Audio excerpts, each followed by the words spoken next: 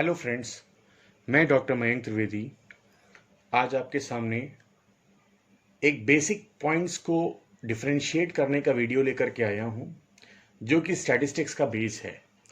पिछले वीडियोस में मैंने आपको बताया कि स्टैटिस्टिक्स में बेसिकली हम लोग 4 चीज़ें करते हैं। जो पहला काम करते हैं डेटा कलेक्शन का, तो कौन सा डेटा कैसे कलेक्ट करना है, that is the basis for all the calculation and whatever we analyse from the data. So it is the base. वो बहुत ध्यान से हमें समझना पड़ेगा और करना पड़ेगा। अगर वही गलत हो गया तो हमारी पूरी एनालिसिस का कोई मतलब नहीं रह जाता। तो डेटा 2 प्रकार के होते हैं, प्राइमरी डेटा और सेकेंडरी डेटा। जो डेटा हम कलेक्ट करते हैं जिसको हम रॉ डेटा कहते हैं, तो that data are of 2 types, primary data और सेकेंडरी डेटा।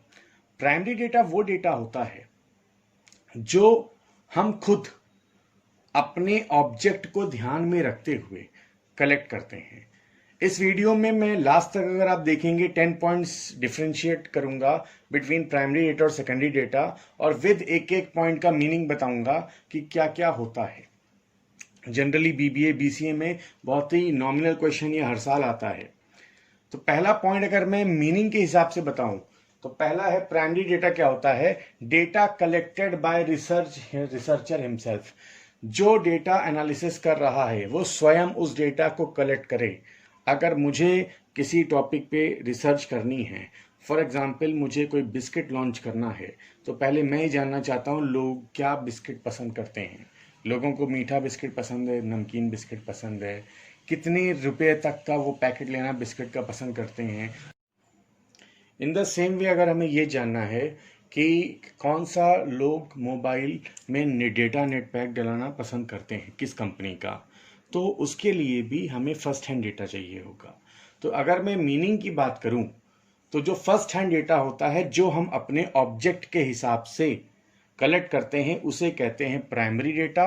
और जो डेटा हमें किसी और अपने ऑब्जेक्ट से हिसाब से पहले बना करके रखा हुआ है, उस डेटा को सेकेंडरी डेटा कहते हैं। हमें ये नहीं पता कि उसने वो डेटा, उसका ऑब्जेक्ट क्या था, किस पर्पस से कलेक्ट किया था, लेकिन हमें अगर उस डेटा को यूज करेंगे अपने पर्पस के लिए, तो that data is said to be secondary data. जो फर्स्ट हैंड डेटा होगा हम अपने लिए अपने ऑब्जेक्ट के हिसाब से कलेक्ट करेंगे, दैट इज प्राइमरी डेटा। जो किसी और का डेटा है हम यूज कर रहे हैं, that is second hand data, that is called secondary data. Second point है, अगर मैं ओरिजिनलिटी की बात करूं, मैंने अभी आपसे कहा जो हम अपना डेटा खुद प्राइमरी डेटा फाइंड कर रहे हैं वो ओरिजिनल होगा और यूनिक होगा।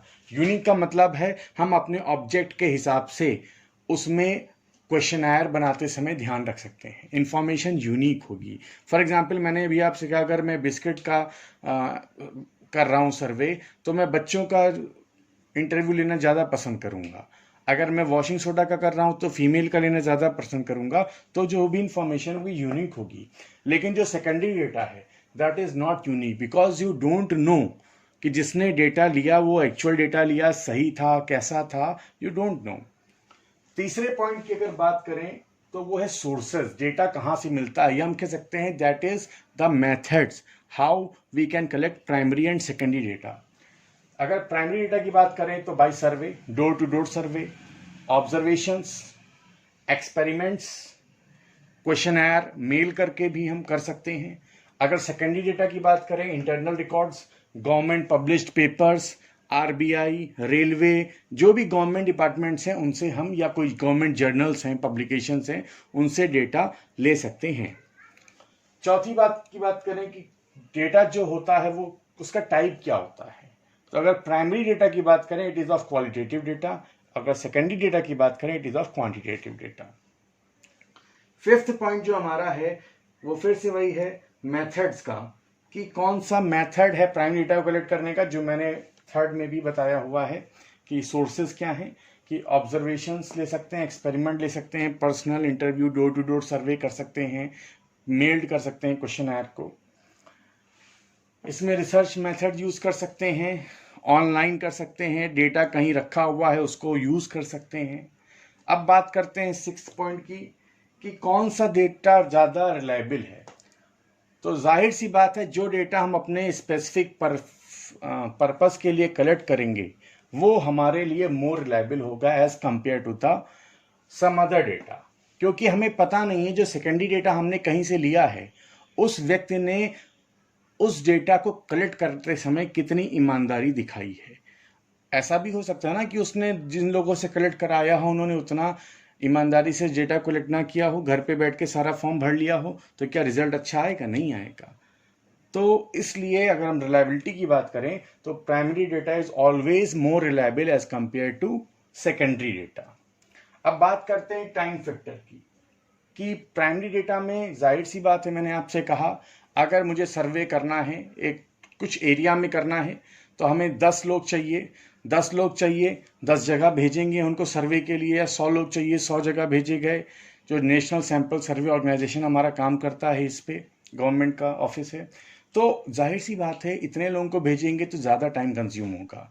और सेकेंडरी डेटा कहीं पहले कोई डेटा रखा हुआ है गवर्नमेंट पब्लिकेशन में कहीं भी, तो वहाँ पे क्या किया, गए हम और डेटा को कलेक्ट करके वहाँ से उठा लाए और अपने में यूज़ कर लिया, तो it hardly takes 1 to 2 days, या जितना भी दिन लगे। लेकिन प्राइमरी डेटा को कलेक्ट करने में, क्योंकि फर्स्ट हैंड डेटा है, यू ऑलवेज है यूज़ मोर टाइम, और सेकेंडरी डेटा में हमेशा कम समय लगेगा।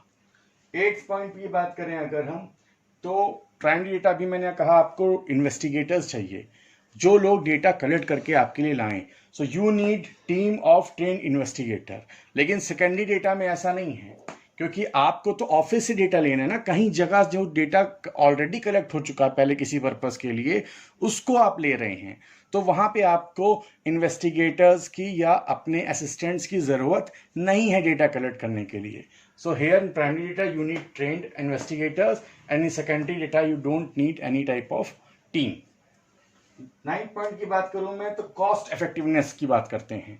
कॉस्ट इफेक्टिवनेस का मतलब है कि कौन सा इकोनॉमिकल होगा, कौन सा कॉस्टली होगा।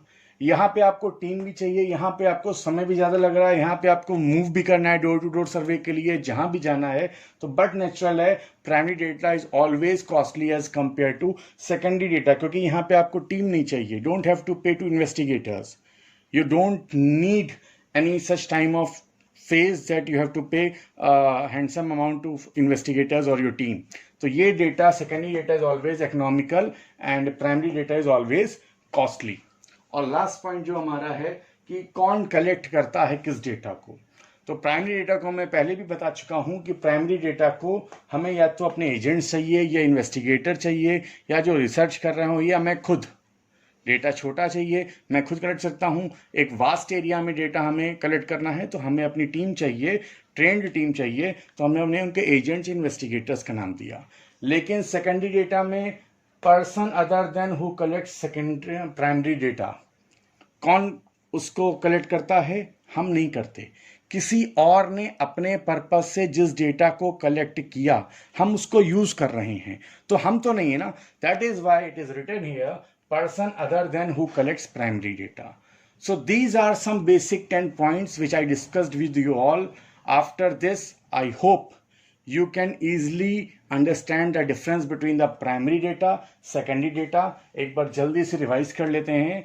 Primary data first hand data होता है, secondary data second hand data होता है, प्राइमरी ओरिजिनल होता है, सेकेंडरी ओरिजिनल नहीं होता है, primary door to door survey mailed questionnaire experiment observation से होता है, सेकेंडरी डेटा हमें गवर्नमेंट रिकॉर्ड्स पब्लिकेशन से पता चलता है, प्राइमरी डेटा रिलायबल होता है, सेकेंडरी डेटा रिलायबल नहीं होता है, प्राइमरी डेटा टाइम कंज्यूमिंग होता है और कॉस्टली होता है, secondary data less time consuming होता है और इकोनॉमिकल होता है। और प्राइमरी डेटा के लिए हमें टीम चाहिए होती है इन्वेस्टिगेटर्स और एजेंट्स की, जबकि सेकेंडरी डेटा में ऐसा कुछ भी रिक्वायरमेंट नहीं होता है। तो ये था हमारा basic difference between primary data secondary data. I hope ये वीडियो आपको अच्छा लगा होगा। अगर आपको समझ में आया हो, अच्छा लगा हो, तो प्लीज़ इसको लाइक करिए, शेयर करिए, कमेंट करिए, सब्सक्राइब करिए, और बगल में बेल आइकन का बटन है उसे दबाना ना भूलें, ताकि मेरे और वीडियो लेटेस्ट से लेटेस्ट वीडियो आप तक पहुंच सकें। Thank you.